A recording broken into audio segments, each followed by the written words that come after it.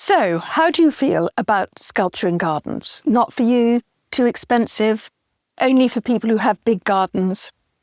It's Alexandra here from the Middle Sized Garden YouTube channel and blog, and I went up to Kingham Cottages, which is attached to a wonderful private garden, which is full of sculpture. And in this garden, I talked to Christopher Stockwell, who organises an exhibition every 2 years. It's one of the biggest sculpture in the garden exhibitions in the UK, and thousands of people come, not just to see the sculpture, but to see how it works in gardens and to give themselves ideas for how they could have sculpture in their garden. What makes this exhibition different is what happens behind the scene.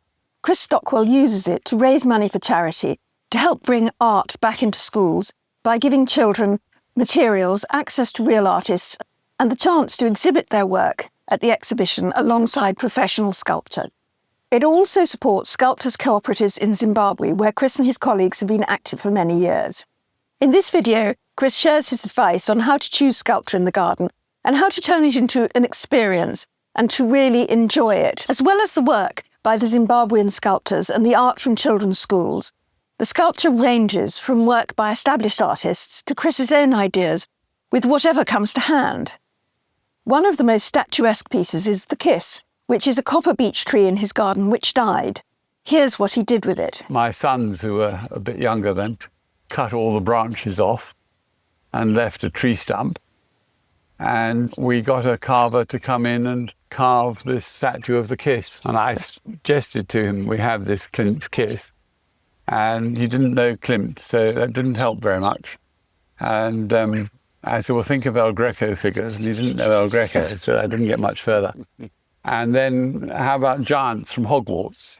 And that got us on the right wavelength. And so we sketched it out with aerosol paint and then carved it. It has for years been just the tree trunk. And the woodpeckers were having a go at it, as they do with wooden statuary. And so last year we have reinforced it underneath, because the rot had got in there too, and then have covered the whole thing with fiberglass, so it will now be in perpetuity. The gardens are not just sculpture gardens, but they're also quite quirky. When an old barn was burned down by arsonists, Chris spent the insurance money on creating a Moorish pavilion inspired by the Alhambra in Spain. The Alhambra's gates are guarded by stone lions, so Chris had one pair copied. And then he went to the sculptors in Zimbabwe and asked them to copy the others. And the sculptors in Zimbabwe looked at the Alhambra lions and said, lions aren't like that. We've seen lions. So the lions created by the sculptors in Zimbabwe are actually more realistic of what lions actually look like, although they look more abstract. So what advice would you give someone who's thinking of adding sculpture to their garden? Well, first of all, make quite sure that you like the piece that you're looking to buy. It seems absolutely elementary, but if you're going to be looking at this for 365 days in a year, you've got to find something in it that appeals to you. And that's part of the reason we have a big variety of stuff. We never know quite what it is that any one individual is going to say, this is for me, but there's something for everybody. And then choose, in a way you want to put it, because it should be interesting in that spot. If you're buying an owl, don't just put it on a stand next to a bench. Try positioning it in a tree where it's hidden. People are going to have to find it. If you're buying a tortoise, put it emerging from under a bush. Or maybe if you've got a lettuce patch for a time, put it in the lettuces. But you can move something like a tortoise about quite easily. But if you've got bigger pieces, they're often going to be fixed, and they'll be there because they're a focal point in a design, or they're adding interest all year round when the mix of planting changes. And sometimes a planting area is attractive at one time of year and not at another. But a well-positioned statue can be interesting in that environment all the time. Should you choose something that stands out or something that blends in? I think it depends on where you want to put it. In general, I think you're buying the statue to stand out and make a statement. It might be that you're buying a black stone piece to put against a white wall, and that contrast is absolutely key, or in front of a white shrub, again, it's key. But we have put grey and white stone pieces and limestone pieces and so on in purple bushes, and we've put them in grey bushes to produce a completely different effect. Do you move your sculpture around at all? I mean, have you sometimes bought a sculpture and thought, oh, it's not in the right place, I want to move it somewhere else? Yes, sometimes because I want to, and sometimes because I'm told I must. I bought one statue a few years ago that was two nude men wrestling, and I thought this was absolutely fantastic, and put it right in the front garden where everybody was going to see it. And my wife threw a complete fit, said, absolutely no way, that's got to go somewhere else. And eventually it just had to go. I wasn't allowed to keep that one. But we have other ones that have been moved because the first position didn't show it off to the best advantage, and it got hidden. Other times, it's fine for it to look hidden. We have over there the Giacometti statue. The Giacometti statue is a black statue made by an English artist, almost, and it is hidden from all but one direction by the way the tree falls around it and makes a sort of room for it. But from that one direction, as you walk past, you catch this glimpse of the statue to one side. When we first did our first sculpture show, the sculptors came with their statues and they set them up around the croquet. And I said, what's the point of that? Putting one plinth around a croquet lawn, you might as well be in the village hall. You're not using the garden. And after that first show, I've had the sculptors drop their statues off, and then I find somewhere to hide them. And they always say, well, I want a good position. And I say, look, there's no such thing as a bad position, because people will be going round this garden for hours looking at statues in different places. And if they find a gnome crawling out from underneath a bush, or an owl sitting in a tree, or a beautiful Giacometti hidden there, green room, they will spend time looking at it in that different situation. And it's because you're seeing statues in a whole range of positions all over the garden that it gives you an idea about what you might do in your own garden. And you take that idea back. And everybody's favourite garden is obviously their own garden. And so they've got to choose what will suit their garden. But if you see different things here in different places, it can give you an inspiration. So it's really worth going to gardens which have got sculpture, or going to sculpture exhibitions in gardens in order to sort of get your eye in. If you're going to have a piece of sculpture in your garden, go to something like Sculpture at Kingham Lodge and see what is on display and how it's being used. Because that avoids you spending a lot of money on something that you simply aren't going to find a space for. And what's the most common mistake people make when they're buying sculpture for their gardens? I don't know, because we know what is your mistake or my mistake might be perfection for somebody else, I think. I think that's just the nature of the beast. I have been surprised by some things. We had one exhibit a few years ago, which was some hounds jumping out of a hedge and jumping over a fence. And these were life-size foxhounds, so they were quite big. And I had always envisaged that this would be bought by somebody with an estate, and these hounds would be positioned to jump over the Cotswold wall and so on. And we did sell a couple of them to go in exactly that way. But another person with a very small back garden that was just a lawn surrounded by a hedge bought a set as well. And they positioned it so that one of them was coming across the lawn and the other two were coming out of the hedge. And it completely dominated the garden, but they did look completely fantastic. Wonderful, yes. So, that was a degree of boldness I think I wouldn't have necessarily had, but they had nothing else in the garden. There were no flowers, nothing else. This was just lawn and hedge and the hound. Wonderful. So in fact, you can have a big piece of sculpture in a small garden. Oh, yes. And you often see that if you go around a London park or something. You'll often see that they've made a small area and then put a big statue in the middle of that small area, because the area around it then focuses your attention on that statue. Is there anything practical alongside maintenance and different materials that people need to think about when they're choosing sculpture for their garden? Most statues benefit from being cleaned from time to time. If you just leave them, they are likely to get dusty, birds will bomb them, and then you get lichen and moss grow on them in recesses and so on. And you may like that pattern. I have one statue here that is 16th century carving, and it is all about patination, really, because the original marble has got completely lost. But if you've got a relatively modern marble statue or one made out of Zimbabwean springstone, giving it a good polish once a year with some beeswax will do a lot of good for it. You've also got holiday cottages here, and people who stay here have access to the gardens. And do you get any kind of feedback as to whether there's a particular sculpture that really gets a response from people? We'll get a range of responses. We always suggest to people with children that they find the monkey and the minotaur and then ask the child, what is the message that the minotaur is trying to send to the monkey? And they're in different parts of the garden, and you get a whole range of different answers to this. But it means that people have to find both the minotaur and the monkey and think about them and have fun making a game of messages.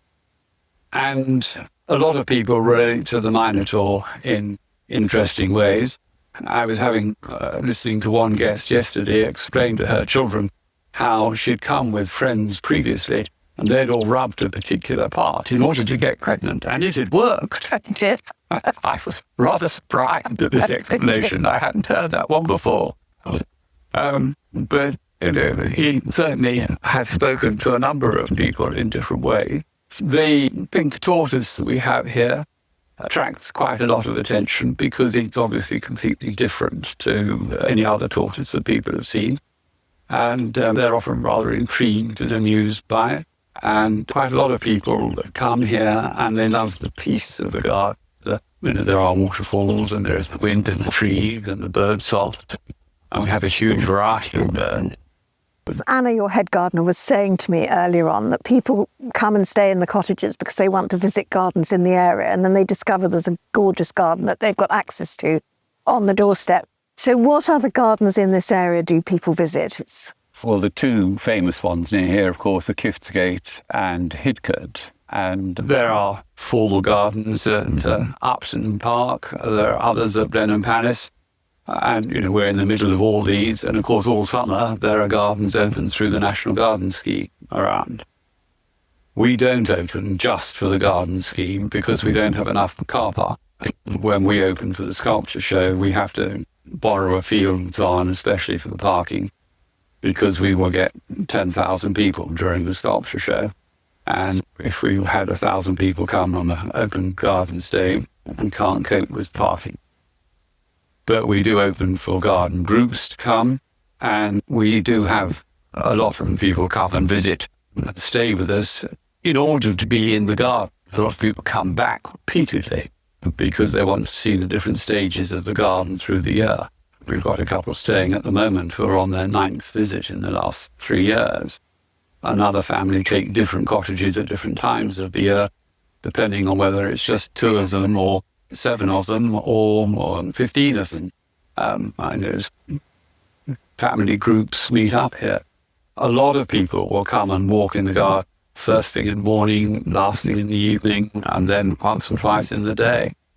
Summer plantsmen, they'll spend hours walking around looking at the variety of plants.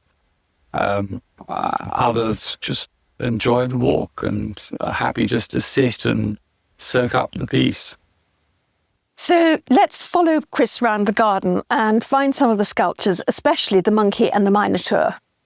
this was one of the first statues I bought 20 years ago or more now, which I admired in somebody else's garden. and they had commissioned it and then fell out of love with it. And I thought it was rather fun. And so I bought it eventually. We positioned this when these lime trees were only about 12 feet tall. And you can see where they've gone to now. There's the two cranes, necking cranes. And that's the sort of realism that some of them do quite well. And then it's an English bronze out there of the tail of the whale, and the snail on the tail of the whale picking up their children's story.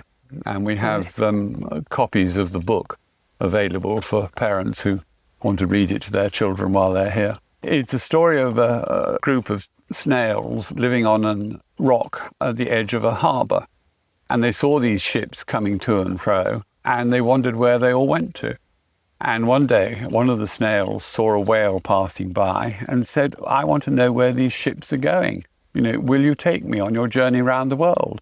And the whale said yes. And he jumped on the tail, and off they set. And they saw deserts, and they saw cities, and they saw people with different coloured skins, and they saw skyscrapers, and they saw all sorts of things. And eventually they came back to their rock. And he went and he told all the other snails about what he'd seen. Brilliant. But I was given the tail because it was too sharp a piece to have positioned in a courtyard as it had been. So I put it in a pond where it's obviously perfectly safe for it to be. And then I thought, well, let's put a snail on the tail and it'll make it more fun. Well, these are Zimbabwean pieces, and these are quite large, as you can see. And, different times of the year, they have completely different impacts. At the moment, you've got these tall summer grasses growing around them, and they have a slightly spooky effect, I think, in some ways. People feel it's sort of like a spirit rising up out of the grass. Got this shot here of what looked like termite mound. And these are actually from Thailand, and it's where they flooded a valley. And all the trees in the valley went underwater and started to rot away. And fish came into the lake, and fishermen wanted to catch the fish. And their nets were catching on the trees below. And so they dived down and cut off the rotting tree stumps below, which then floated up. And some bright spark had the idea of bringing them back to England and selling them to mugs like me to put in their garden. And we list them in the catalogue and list the sculptor as mussels. And that's because if you look at these, you see every little nook and cranny is actually made by a mussel. And when they came, you could find mussels in these holes, mussel shells. Now the birds have largely had the mussels, and they've also made some holes and been nibbling away. The woodpecker, you can see, has made several holes. So they are somewhat organic. And when a tree needs to be cut down, its stump is left in the ground, which is very wildlife friendly and eco-friendly, to be used as a platform or plinth for sculpture. I asked if any of these plinths ever resprouted as trees, and Chris says they do sometimes, but he rather likes the effect and they can just cut them back again. Is a chestnut that we took down, and it does resprout, and every so often we cut back all the regrowth because it'll go up here, and then we'll cut it right the way back and it comes again. And I think it makes quite an interesting piece in its own right, all the lumpy bumps. So this is the Minotaur. When the school children are asked to think about it, most common thing they come back is, where are my clones? Well, some people will obviously put their heads here and be photographed from here. But if you put your camera here and you just look straight up through the whole, over the pond, through the crescent, the fountains beyond, it does line up exactly with both fountains. It makes an interesting photograph, especially if you're clever and you can pick up the reflection in the pond. So here's the monkey, and children come up to him, you see, and shake his hand, and he moves and talks back to you. The pillar heads are exact replicas of the ones in the Court of Lions, and then the pillars are a different column from elsewhere in Spain. And the lions at the other entrance are exact replicas of the ones in the Court of Lions. Then you see here, we were talking about white statues and positioning them. And here we've got this white one sort of almost hidden behind the purple here. Last show I had along these walls, both sides, terracotta things that the children had made. Oh, right. We have a flying potter who goes in and works with them, and they've done some quite interesting work. The artist made the mould, first of all, and the stand and so on, so that it was physically something that could be displayed. But it then was done by the children who cut all the bandage and stuck the bandage on and used plaster and mud rock to make the craters and the shapes and so on. And then they they painted it and they stuck on all the sequins. And then children have made the stars, different groups of children have made the stars, and then hung all the stars and so on from the moon. Here's a Zimbabwean piece, and I thought he was a nice, fun piece, and so I brought him back. But we display him with this QR code, Yes. And if you put your camera on that and scan it, you'll then bring up the film of Moto Moto. And you can watch the hippos dance. And that's great fun to watch the hippos dancing. One of the most traditional of Chris's statues is actually more patina than statue. It may very well have been originally carved in Italy, I should think. It's now so corroded and so on. I did consider at one point having it restored and the marble all restored, but it's way beyond that. One of the things I learned by trial and error was that some things are good and some things are not for garden statuary. And marble is actually not very good for garden statuary because birds bomb it and that corrodes the marble. We think we've managed to lick both box blight and box moth.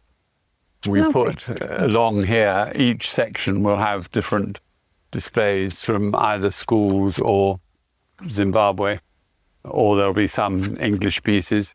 Oh, is that one of the children's? That was a school piece that's now falling apart and we haven't yet thrown away.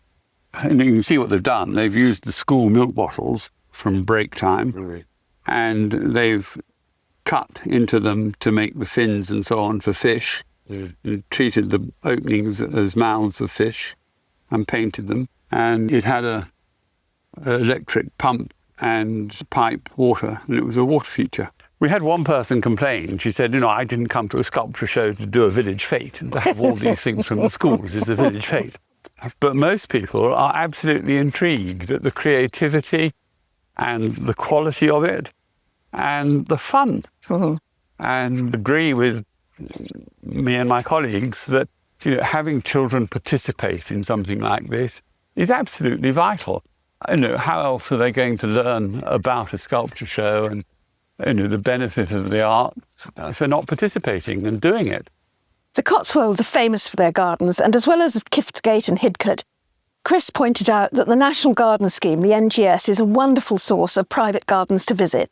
And I went to a village open garden scheme in Stanton in Gloucestershire, run for the NGS, and picked up some lovely ideas for gardens, and that's coming up in this video now. And thank you for watching. Goodbye.